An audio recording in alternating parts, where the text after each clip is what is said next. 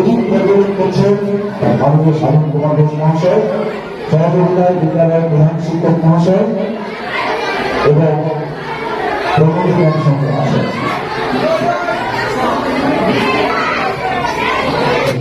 আজকের অনুষ্ঠানের মধ্যমণি যিনি মাননীয় সাধন কুমার ঘোষ মহাশয়কে।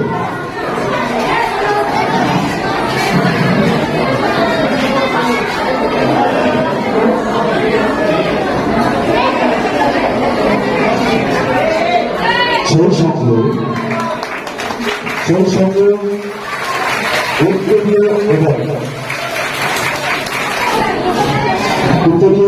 এবং ব্যাচ করিয়ে ওনাকে সম্মান প্রদর্শন করার জন্য অনুরোধ করছি। সেই সঙ্গে আমাদের প্যারালাল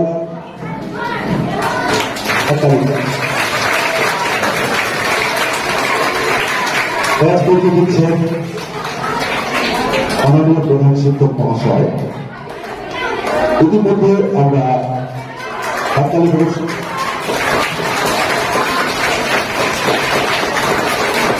ইতিমধ্যে আমরা বরণ করে দিয়েছি মাননীয় প্রণামী ঘোষ মহাশয়কে। ওনাকে উত্তরীয় এবং ব্যাচ করিয়ে দেওয়ার জন্য আমি বিদ্যালয়ের শিক্ষিকা মাননীয় মিতালী মন্ডল মহাশয়কে আমন্ত্রণ করছি। সবাই হাততালি দাও।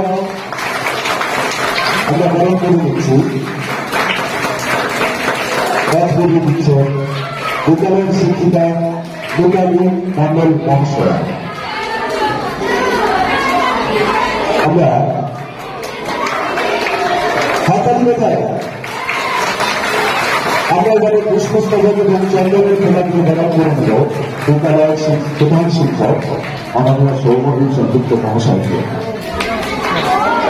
ওনাকে সম্মানীয় উত্তরীয় এবং ব্যাচ করিয়ে দেওয়ার জন্য অনুরোধ করছি মাননীয় অলোক স্যারকে। অলোক স্যারকে অনুরোধ করছি উত্তরীয় এবং বিদ্যালয় নামাঙ্কিত ব্যাচ করিয়ে দেওয়ার জন্য।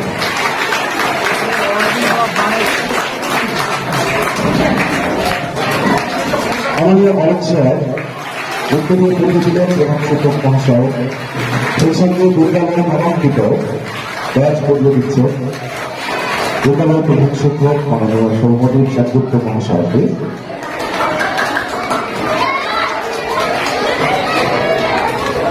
আমাদের মধ্যে উপস্থিত আছেন বিদ্যালয় প্রধান শিক্ষক মহাশয়, যার চেষ্টাতে আমরা এই অনুষ্ঠানটা অর্গানাইজ করতে পেরেছি।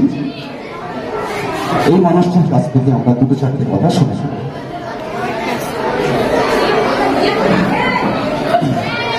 নমস্কার। আজকে একটা বিশেষ দিনে আমরা সমবেত হয়েছি। বিশেষ দিন এই অর্থে যে আমরা আজকে যাকে পেয়েছি আমাদের মাঝে,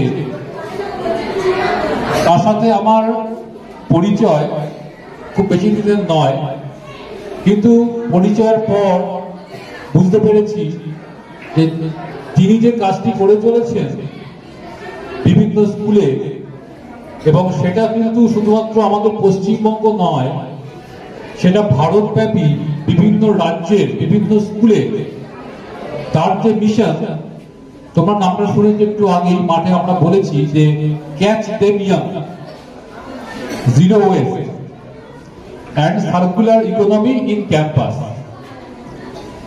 বুঝতেই পারছেন, ওদের আমি আগেও বলেছিলাম যে আজকে অনুষ্ঠানটি হবে বর্জ্য ব্যবস্থাপনা নিয়ে। আমরা সবাই সকাল থেকে স্কুলে আসছি, এসেই আমরা ঢোকার আগেই কিন্তু কিনে নিচ্ছি দোকান থেকে একটা আইসক্রিম, আর টিফিন হয়ে গেলেই মিড ডে মিল ছাড়াও কিন্তু আমরা গেটের ধারে বসে আছি ঘুগনি, সুন্দর করে টেস্টি ঘুগনি দিয়ে দিচ্ছে একটা ছোট্ট করে থার্মোকলের বাটিতে। আমরা খাচ্ছি। আমাদের স্কুলে প্রতিটা ফ্লোরে অসংখ্য ডাস্টবিন দেওয়া রয়েছে, কিন্তু তোমরা কি ফেলো ডাস্টবিনে? অনেকেই ফেলো না। আমরা তোমাদেরকে বলি, তাও তোমরা ফেলো না। তোমরা তো বইতে পড়েছো যে বিভিন্ন বর্জ্য যেগুলো আমরা ফেলে দিই, সেগুলো কিন্তু না ফেলে দিয়ে আমরা পুনর্ব্যবহার করতে পারি।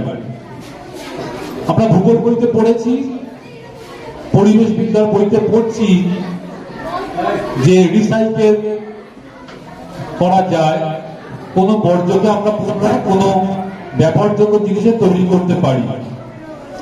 এই বিষয়ে আমরা আজকে বিস্তারিত জানতে পারবো।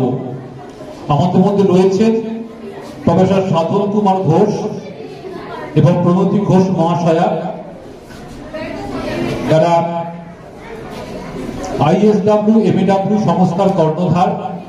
তারা বলবে যে কিভাবে আমরা এই বিভিন্ন আমাদের দৈনন্দিন ব্যবহৃত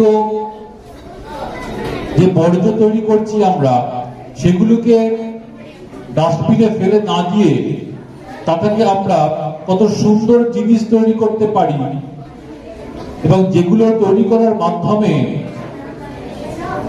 সেগুলো যদি আমরা বিক্রির ব্যবস্থা করতে পারি, তাহলে আমরা সেই বর্জ্য জিনিসটাকে ফেলে না দিয়ে সেখান থেকে অর্থ উপার্জন পর্যন্ত করতে পারবো। তাহলে সেই নোংরা ডাস্টবিন গুলো ভরে যাবে না এবং সেখান থেকে আমরা অর্থ উপার্জন করতে শিখবো। আমি আর বিশেষ বক্তব্য নির্ধারিত করবো না।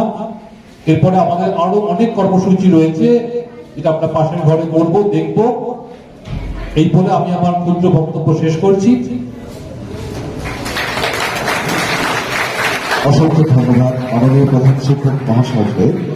তা স্যার এবং ম্যাডামের কাছ থেকে অনেক কিছু শুনে নেব। এখন আমরা কিছু মূল্যবান কথা শুনে যেতে চাইছি মাননীয় প্রণতি ঘোষ মহাশয়ের কাছ থেকে।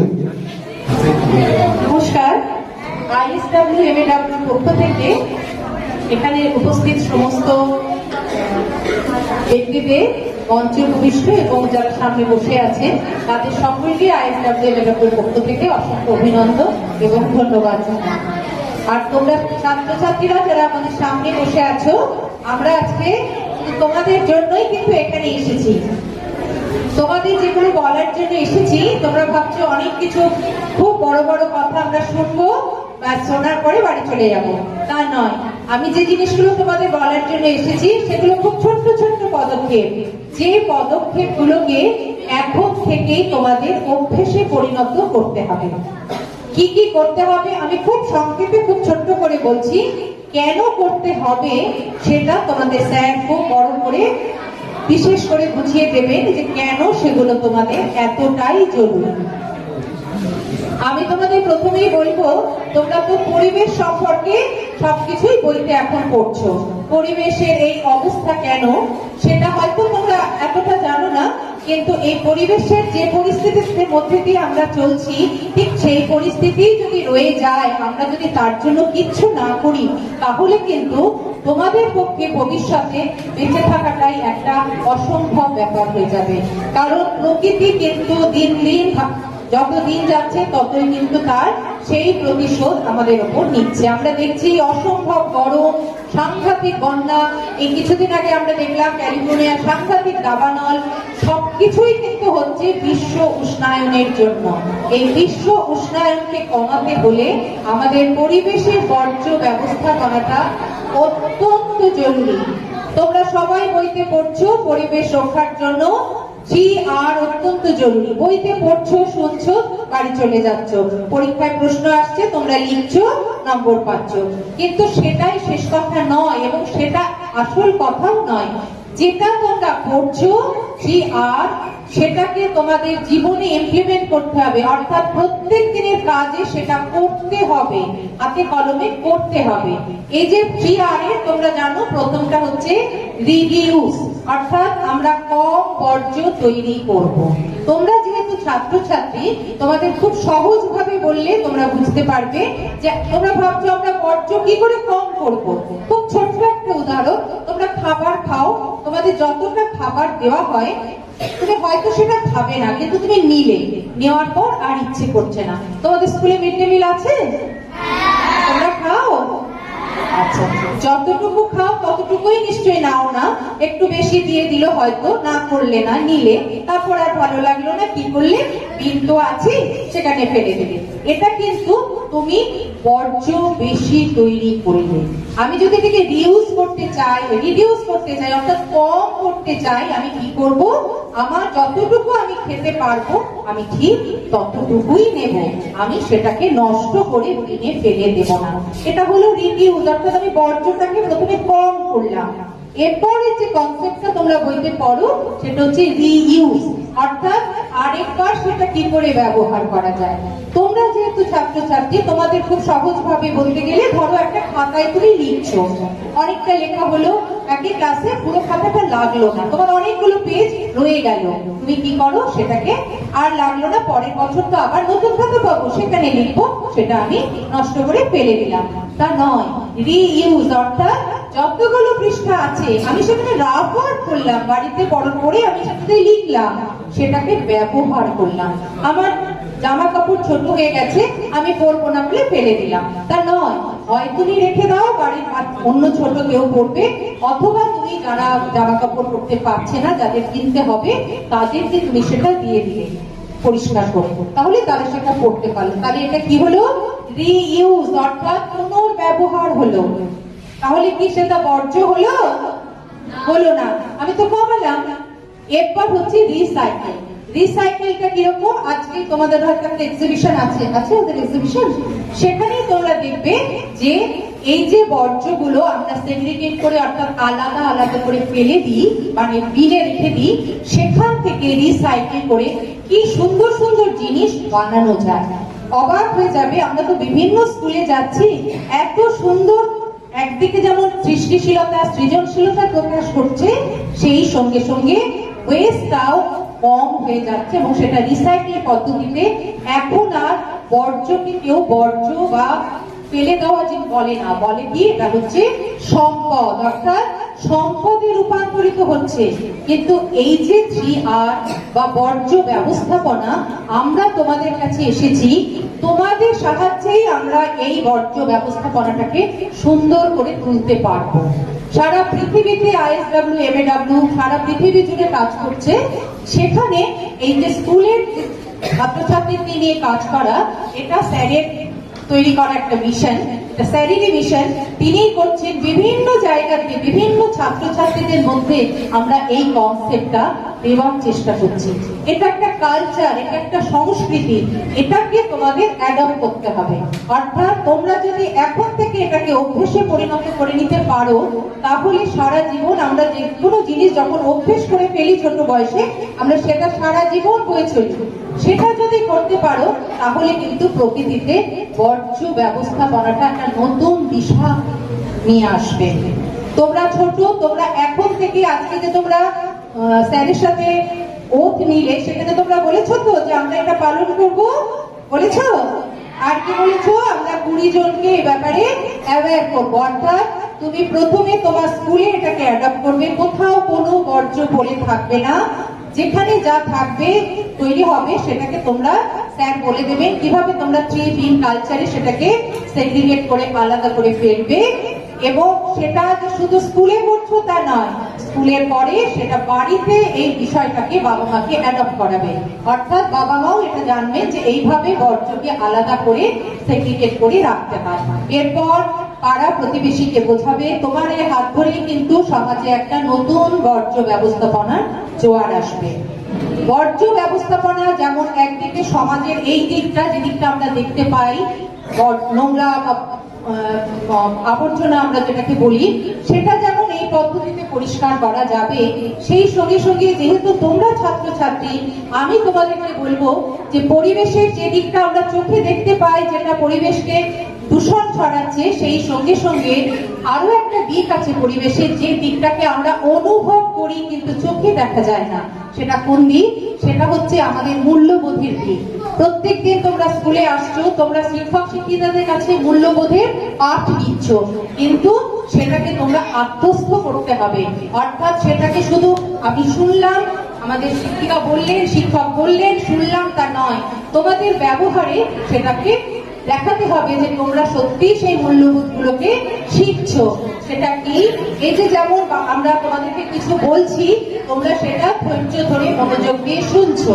শিক্ষকরা যা বলবে সেটা মন দিয়ে শুনবে, সেটাকে চেষ্টা করবে মনে রাখতে এবং সেটাকে সম্মান দিতে। বড়দের সম্মান দেওয়া, কেউ অসুবিধে পড়লে তাকে সাহায্য করা, মিথ্যের আশ্রয় না নেওয়া, এগুলো হচ্ছে মূল্যবোধ। বড়দেরকে সম্মান করা এবং যখন তুমি কোনো কথা বলছো সেটা যত অন্যের কাছে স্মৃতি শুভ স্মৃতি হয়ে থাকে, অর্থাৎ স্মৃতি মানে খারাপ শুনতে না লাগে এমন কোনো ভাষা ব্যবহার করবে না যেটা অন্যের কাছে অত্যন্ত খারাপ শোনায়। এই ধরনের যে মূল্যবোধগুলো তোমরা স্কুলে এসে শেখো, সেগুলি যে জীবনের প্রত্যেকটা পদক্ষেপে মেনে চলতে হবে। এই মূল্যবোধগুলো মেনে চললে তুমি ভেতর থেকে ভালো চিন্তা করবে, ভালো কথা বলবে, তোমার উপস্থিতি যেন অন্যের কাছে আনন্দদায়ক হয়ে ওঠে, তোমার জন্যই যেন সেই পরিবেশটা সুন্দর হয়ে ওঠে। এভাবে যদি তুমি ভেতর থেকে এবং যে আবর্জনাগুলো আমরা বাইরে দেখতে পাচ্ছি সেগুলোকে যদি পরিষ্কার করার চেষ্টা করো, তুমি একজন আদর্শ মানুষ হয়ে উঠবে।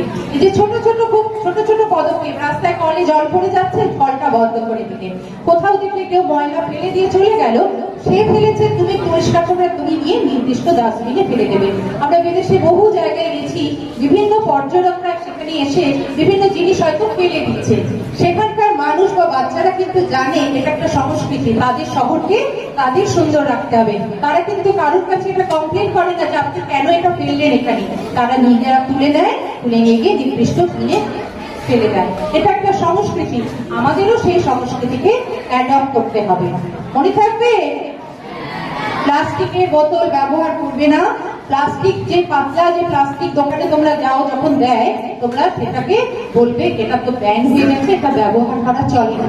কিন্তু তোমরা তাহলে কি করবে, সঙ্গে একটা রিইউজ করা ব্যাগ নিয়ে যাবে, বাড়ির লোকজনদেরও বলে দেবে যে একটা ক্যারি ব্যাগ সবসময় ক্যারি করতে, যাতে সেই ক্যারি ব্যাগে তারা জিনিসগুলো দেয়। এইভাবে আমরা প্লাস্টিকটাকে ব্যবহারটা কমাতে পারি।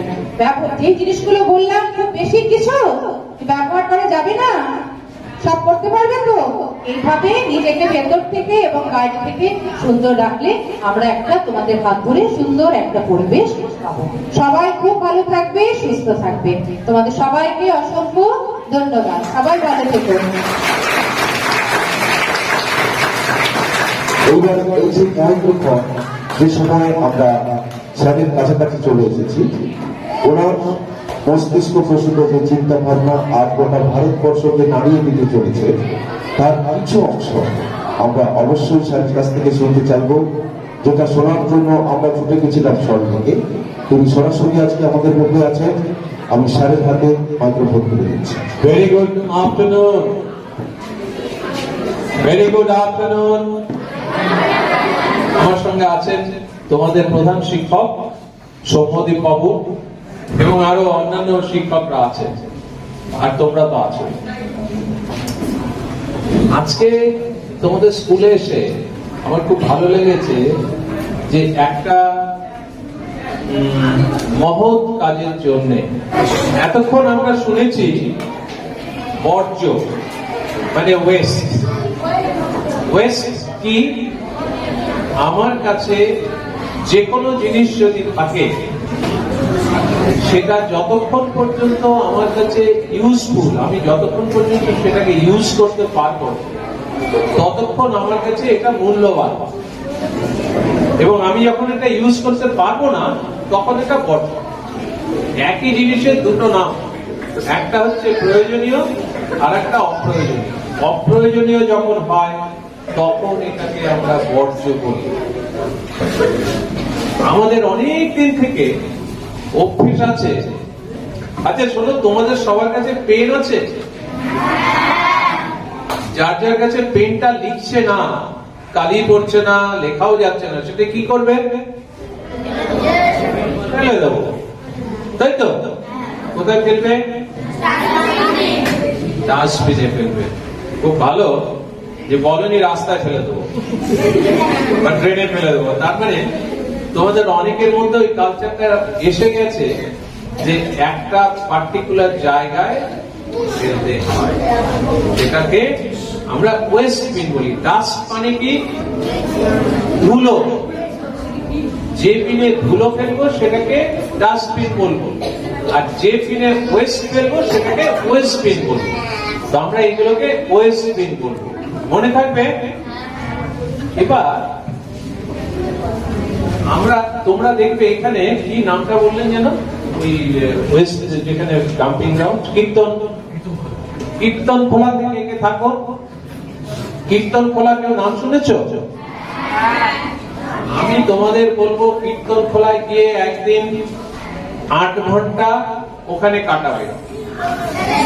পারবে? কেন? নোংরা।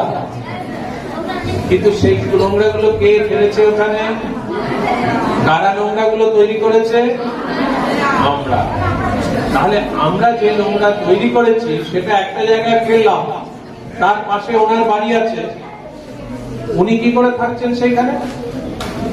আমি যদি না থাকতে পারি তাহলে উনিও থাকতে পারবেন না, কিন্তু ওনাকে থাকতেই হবে।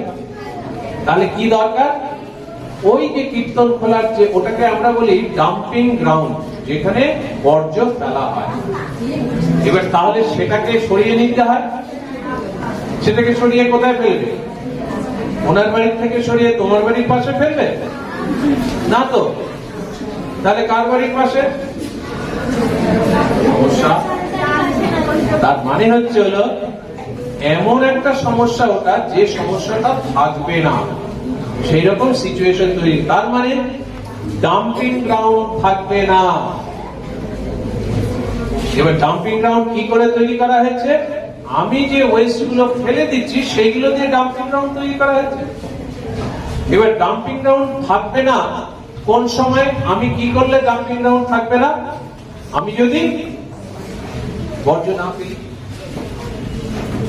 আমি যদি বর্জ্য না ফেলি তাহলে কি ডাম্পিং গ্রাউন্ড তৈরি হবে? তৈরি হবে। তার মানে প্রথম পদক্ষেপ হচ্ছে হলো আমার দায়িত্ব কি? আমি কোনো ওয়েস্ট ফেলবো না, তাই তো? আমাকে জিজ্ঞেস করবে, স্যার আমার পেনটা যদি খারাপ হয়ে যায়, আমার জামাটা যদি ছিঁড়ে যায়, আমার কাগজ যদি আর না লাগে, যদি ইউজ হয়ে যায়, তাহলে সেগুলো কোথায় ফেলবো? আমি তোমাদের সলিউশন দেবো। এবং সেই সলিউশনটা হচ্ছে, একটু আগে স্যার বলে গেলেন যে ট্রেনিং এ গিয়েছিলেন,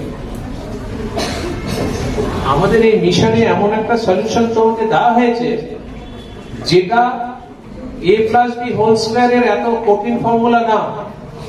a+b² জানো তো? কে কে জানো? একটু হাত তোলো তো। অনেকেই জানে। a+b³ আর একটা আছে কি? সেটাও জানো? এই এত কঠিন অঙ্ক না এটা।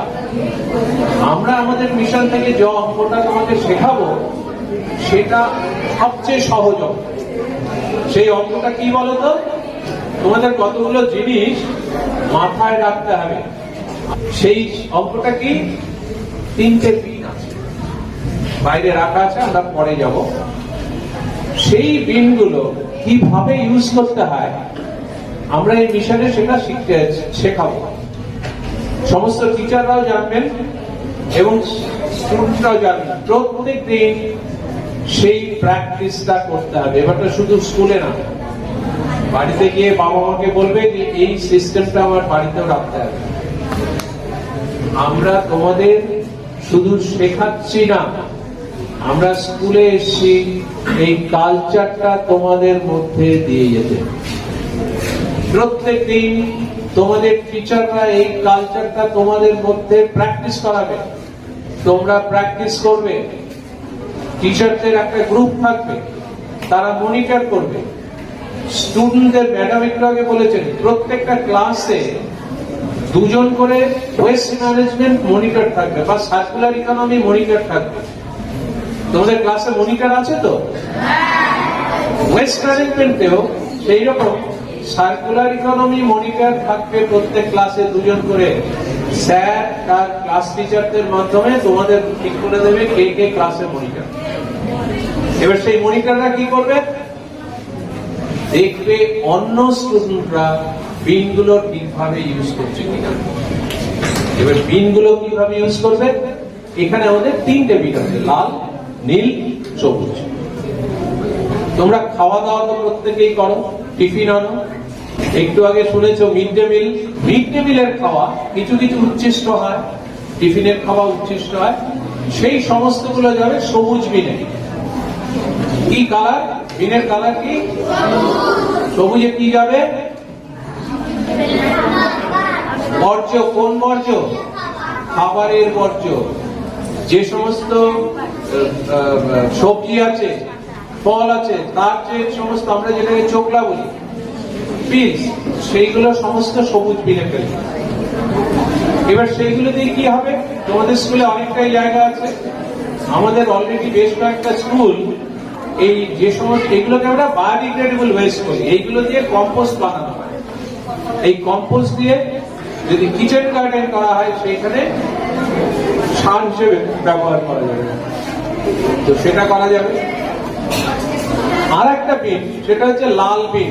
কি রং বললাম? প্লাস্টিক ওয়েস্ট শুনেছো নাম?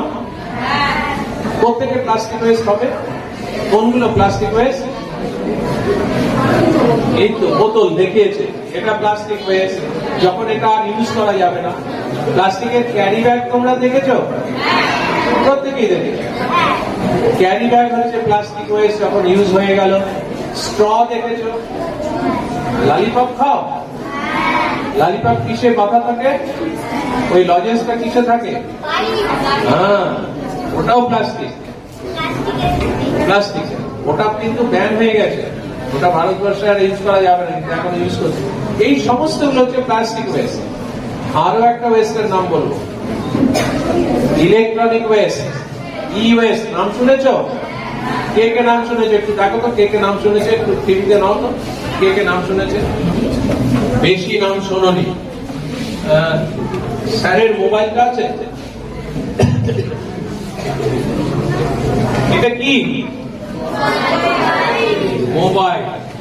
এটা এখন চলছে, এটা আমার কাছে ভ্যালুয়েবল, প্রয়োজনীয়, কিন্তু এটা যখন চলবে না তখন কি করবো? ফেলে দেবো। এবার কোথায় ফেলবো? এটাকে তখন নাম হবে, তখন আর এটার নাম মোবাইল নেই, তখন এটার নাম হচ্ছে ইলেকট্রনিক ওয়েস্ট। আমি এই যে মাইক্রোফোনে যে কথা বলছি, এটা যখন অকেজ হয়ে যাবে, এটাকে বলবো ইলেকট্রনিক ওয়েস্ট। এরকম আর অনেক কিছু আছে, তোমাদের ইলেকট্রনিক ঘড়ি আছে, ইলেকট্রনিক খেলনা আছে, এইগুলো যখন অকেজ হয়ে যাবে তখন তাকে ইলেকট্রনিক ওয়েস্ট বলবো। ইলেকট্রনিক ওয়েস্ট আর প্লাস্টিক ওয়েস্ট লাল বিনে ফেলতে হবে। ইলেকট্রনিক আর প্লাস্টিক ওয়েস্ট কোন বিনে ফেলবো? কোন বিনে ফেলবো? লাল বিন।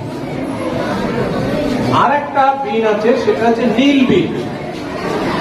এবার বাকি যে সমস্ত ওয়েস্ট, যেমন ধরো তুমি খাতা লিখছো, খাতাটা শেষ হয়ে গেছে আর লেখা যাবে না, সেটা পেপার ওয়েস্ট। তোমাদের ব্যাগ আছে, বা এই যে মাথায় ঘোমটা দাও, কি ওড়না না কি বলে, এটা যখন ছিঁড়ে যাবে তখন এটা কি টেক্সটাইল ওয়েস্ট, কাপড়ের waste. Pen, pencil, wood pencil, এটা যখন শেষ হয়ে গেছে তখন আর লেখা যাবে না, এইটুকু আছে, সেটা হচ্ছে waste, wood waste. Cold drinks খাও? কোল্ড ড্রিঙ্কস, মেটালের ক্যান দেখেছো? কোল্ড ড্রিঙ্কস, কোল্ড ড্রিঙ্কস খাওয়া হয়ে গেলে ওই যে মেটালের ক্যান, ওটা হচ্ছে মেটাল ওয়েস্ট। এই সমস্ত গুলো আমরা নীল বিনে ফেলবো। তাহলে কটা বিন হলো? 3টে। কি কি রং? লাল বিনে কি ফেলবে? আর একটা প্লাস্টিক ওয়েস্ট, তাই তো? সবুজ বিনে কি ফেলবো? সবুজ বিনে কি ফেলবো? এইটাকে বলে বায়োডিগ্রেডেবল ওয়েস্ট। কি বলে? Biodegradable West. আমি যে নতুন নতুন শব্দগুলো বলছি, কালকে ক্লাস টিচার বা সোমবারে ক্লাস টিচার আসলে তাকে বলবে এই শব্দের মানেগুলো আমাদের ভালো করে বুঝিয়ে দিন, মনে থাকবে? তাহলে বায়োডিগ্রেডেবল ওয়েস্ট। আর সাদা বা নীল বিনে কি ফেলবে? বাকি বাকি যেগুলো ফেলবে সেইগুলোকে আমরা বলি নন বায়োডিগ্রেডেবল ওয়েস্ট বা রিসাইক্লেবল ওয়েস্ট। কি বলি বলো? নন বায়োডিগ্রেডেবল ওয়েস্ট বা রিসাইক্লেবল ওয়েস্ট, মানে রিসাইকেল করা যায় সেগুলো। মনে থাকবে? এবার আমি এত কথা বলছি কেন তোমাদের এই বিনগুলো? কারণ এই বিনে তো জিনিসপত্র ওয়েস্ট সব জমাচ্ছ, যখন বেশি হয়ে যাবে তখন আমাকে জিজ্ঞেস করে কোথায় ফেলবো, এগুলো অনেক বড় হয়ে গেছে, এবার আমি ডাম্পিং গ্রাউন্ডে ফেলে আসি। আমি বলবো না, এই যে ওয়েস্ট গুলো, ওয়েট ওয়েস্ট যেটা বায়োডিগ্রেডেবল, সেগুলো দিয়ে কম্পোস্ট করা হলো, সার তৈরি করা হলো। আর নন বায়োডিগ্রেডেবল বা রিসাইক্লেবল ওয়েস্ট যেগুলো, সেইগুলো দিয়ে তোমাদের টিচাররা তোমাদের শেখাবে। ওয়ার্ক এডুকেশন টিচার তো আছে বা অন্যান্য টিচার আছে, তারা জানেন, তারা শেখাবেন ওই যে ড্রাই ওয়েস্ট গুলো, সেইগুলো দিয়ে কি করে নতুন নতুন জিনিস তৈরি করা যায়। সেইগুলোকে আমরা বলি রিসাইকেল হ্যান্ডক্রাফটেড প্রোডাক্ট, হাতে তৈরি করা পুনর্নবীকরণ জিনিস। এই প্রত্যেকটা জিনিসের দাম আছে। স্যার একটু আগে বলছিলেন যে ব্যবসা তৈরি করা, এই জিনিসগুলো নিজে হাতে তৈরি করে সেইগুলো বিক্রি হবে, সেইগুলো থেকে জীবিকা আসবে, পকেটে পয়সা আসবে। ভালো লাগবে? কে কে চাও ওইগুলো থেকে পয়সা রোজগার করতে? রিসাইকেল প্রোডাক্ট থেকে তোমরা কে কে পয়সা রোজগার করতে চাও? একবার হাত তোলো। তো অনেক বিজনেসম্যান হয়ে গেল। Excellent, very good. একটু আগে আমরা যে স্কুলে গিয়েছিলাম, সেখানে একটা এরকম রিসাইকেল প্রোডাক্ট, একজন বললেন যে এটার দাম কত, একজন স্টুডেন্ট বললেন 300 টাকা, আরেকজন টিচার বললেন আমি 350 টাকা দিয়ে এটা নিতে চাই। আমাদের এখানেও এরকম হবে। রিসাইকেল প্রোডাক্ট থেকে আমরা দেখাবো কি করে জীবিকা নির্বাহ করতে শেখানো যায়। এবং এবছরে কোন এক সময় তোমাদেরই শিক্ষকেরা বিভিন্ন স্কুলে একটা কমিউনিটি অকশন পাঠাবো কোন একটা মিউনিসিপ্যালিটির জায়গায়, সেখানে তোমাদের ভালো ভালো যে প্রোডাক্ট গুলো সেইখানে যাবে, কমিউনিটির লোকজন সেইখানে আসবে, তারা জিনিস কিনবে, সেই পয়সাটা স্টুডেন্টদের কাছে ডাইরেক্টলি যাবে। কি ভালো লাগছে? মিশনের বক্তব্য এই, ওয়েস্ট তৈরি হলো, ওয়েস্ট বিনে ফেলো, বিন থেকে নিয়ে রিসাইকেল প্রোডাক্ট করো, রিসাইকেল প্রোডাক্ট বিক্রি করো, পকেটে পয়সা। তাহলে ওয়েস্ট কি ডাম্পিং গ্রাউন্ডে গেল? তাহলে ওর বাড়ির পাশে কি ডাম্পিং গ্রাউন্ড আর থাকবে? পৃথিবী সুন্দর হয়ে উঠবে, নো পলিউশন। আমার একটা রিসার্চ প্রজেক্ট আছে, প্রায় 8-10 বছর ধরে এই রিসার্চটা করছি। এই ওয়েস্ট যেগুলো আমি বলছি এতক্ষণ, এইগুলো দিয়ে না আমরা সিমেন্ট তৈরি করছি। তোমার বাড়ি যে সিমেন্ট দিয়ে তৈরি, তুমি জানো না সেই সিমেন্টটা ওয়েস্ট দিয়ে তৈরি।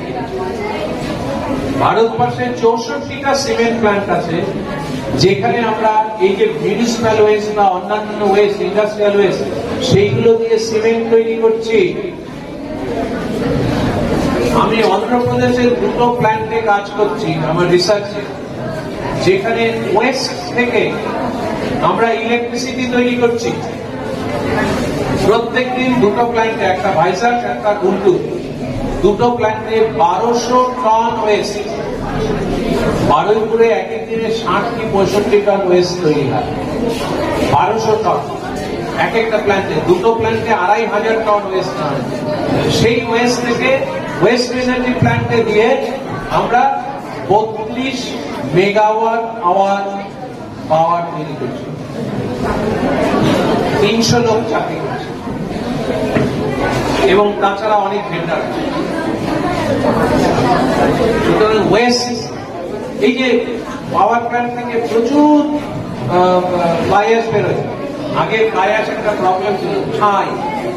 এখন সেই ছাই দিয়ে আমরা রাস্তা তৈরি করছি, ড্যাম তৈরি করছি, সিমেন্ট তৈরি করছি। আমি ম্যাডাম একটু আগে আমাকে মনে করাচ্ছিলেন 2007 সালে 2004-এ একটা মেশিন বানিয়েছিলাম জানো, যাদবপুর ইউনিভার্সিটি, এখনো আছে মেশিন। 2007 সালে সেই মেশিনটার আমি পেটেন্ট পেয়েছি। পেটেন্ট মানে হচ্ছে ভারতবর্ষের যে গভর্নমেন্ট আছে সে তোমাকে ডিক্লেয়ার করেছে যে তুমি এটার ইনভেন্টার। আমার মেশিনে কি হয়, ওয়েস্ট প্লাস্টিক আমার মেশিনে যদি দেওয়া যায় তাহলে সেটা ছোট ছোট বিটস তৈরি করে দেয়। সেই বিটস দিয়ে তোমরা যে চেয়ারগুলোতে বসে আছো সেই চেয়ার বানানো যায়, ইউটেন্সিলস বানানো যায়, আরো অনেক কিছু বানানো যায়। সুতরাং ওয়েস্ট প্লাস্টিক ফেলে দেওয়ার নয়, ওয়েস্ট প্লাস্টিক দিয়ে জিনিসপত্র প্রচুর বানানো যায়। কাগজ, পৃথিবীতে অন্তত 2000-এর মতো পেপার মিল আছে। সেই 2000 পেপার মিলের অন্তত 10% পেপার মিল, পেপার কি থেকে তৈরি হয় জানো? হ্যাঁ, কাঠ, বাঁশ, এসব দিয়ে। ওই যে 10% যে পেপার মিল, সেই পেপার তৈরি হয়। আমরা তোমরা যে সমস্ত পেপার লিখে নষ্ট করছি সেই পেপার গুলো, নিউজ পেপার, এইগুলো চলে যায় ওখানে, সেটা থেকে আবার নতুন পেপার তৈরি। সুতরাং যে সমস্ত বর্জ্য তৈরি হবে কোনোটা ফেলে দেওয়া নয়, সমস্ত কিছুতে রিসাইক্লিং হতে পারে এবং সেই রিসাইক্লিং প্রোডাক্টের একটা বিরাট মার্কেট আছে। ইন্ডিয়াতে তো বিরাট মার্কেট, পুরো এশিয়াতে মার্কেট আছে এবং সারা পৃথিবীতে এখন রিসাইক্লিং এর যে অবস্থা, ভারতবর্ষে নেক্সট 10 বছরের মধ্যে রিসাইক্লিং প্রোডাক্ট একটা বিরাট আকারে ব্যবসা করে। সুতরাং তোমাদের প্রত্যেককে আমার অনুরোধ, চাকরি নেই, চাকরি চাই, এসব সব ঠিক আছে, কিন্তু নিজে লিডার হতে শেখো। কিসের লিডার? পলিটিক্যাল লিডারের কথা আমি বলছি না। লিডার হচ্ছে নিজে এমন কিছু করো যাতে 10 জনকে তোমার সঙ্গে কাজ করাতে পারো। তার একটা এরিয়া, খুব সহজ এরিয়া হচ্ছে রিসাইক্লিং বিজনেস। আপাতত এইটুকুই আমার বক্তব্য, যে আমাদের মিশনে টিচারদের কয়েকজন ট্রেন্ড আপ হয়েছে, তোমাদের তারা নিশ্চয়ই ট্রেনিং দেবেন এবং সেটা থেকে ওয়েস্ট ম্যানেজমেন্ট এবং সার্কুলার ইকোনমি কিভাবে তোমাদের স্কুলে প্রতিষ্ঠা করা যায় সেটার ব্যবস্থা করো এবং তোমার বাড়িতে। তাহলে তোমরা অন্তত এই যে একটু আগে ওত নিলে সেই ওতটা অনুযায়ী ঠিকভাবে। আর একটা কথা বলে রাখি, একটু আগে আমি অ্যানাউন্স করে গেছি আমরা একটা কম্পিটিশন করছি। আমি তো শুনলাম একটু আগে 3-4টে ছড়া শুনলাম, কবিতা শুনলাম।